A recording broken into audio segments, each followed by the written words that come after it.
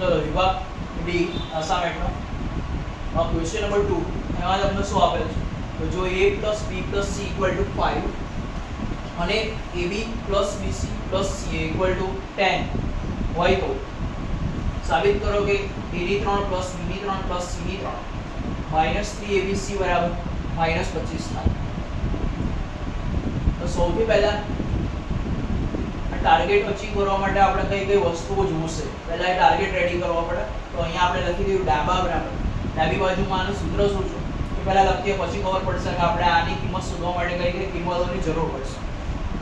સૌથી પહેલા આનું સૂત્ર લખ્યું a³ + b³ + c³ ડાબી બાજુ આખું અહીંયા કોપી કરવાનું. પછી એનું સૂત્ર અહીંયા એપ્લાય કરીએ. સૂત્ર શું હતું આનું a + b + c પછી બીજા કૌંસમાં a² + b² + c² - ab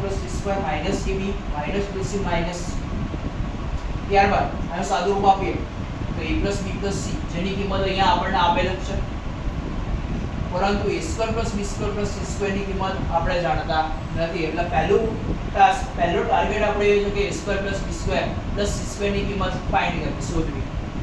એ ક્યાંથી મળશે? તો આ સૂત્રો પરથી a + b + c no whole square એનું સાદું રૂપ આપીએ તો એમાં a² + b² + c² + 2ab + 2bc + 2c.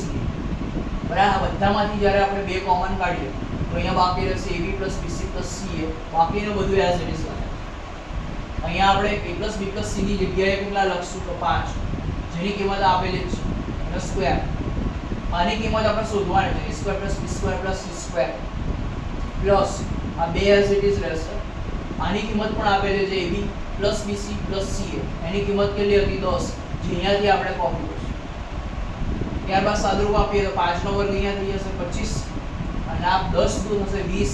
20 આ બાજુ પ્લસ છે, બરાબર. આપણે આની કિંમત શોધવા માટે આને કઈ બાજુ મોકલવું પડશે? 20 ને ડાબી તરફ. તો આ માઈનસ આ બાજુ જશે તો સોરી પ્લસ આ બાજુ જાય તો માઈનસ થશે. એટલે બધી 25 માંથી 20 જાય, ખાલી સાઈડ બદલીને લખ્યો તો a² + b² + c² = 25 માંથી 20 જાય તો 5, જેની કિંમત આપણે નહોતા જાણતા એ હવે ખબર પડી.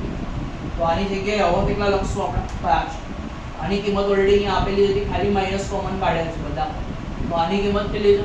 10. તો આની જગ્યાએ લખી દઈશું 10.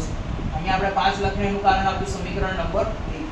આ એક ઉપરથી આપણે જ્યાં a² + b² + c² આવે એની જગ્યાએ કેટલા લખી દેવાના છે? 5.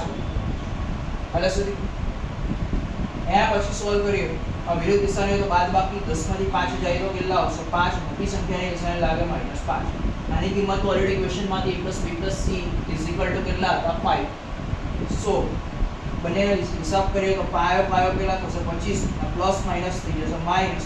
તો આપણે શરૂઆત કરી હતી ડાબી બાજુથી, બરાબર. જેનું સાદુરૂપ આપીને આપણે શું લાવી દીધું? જમણી બાજુ.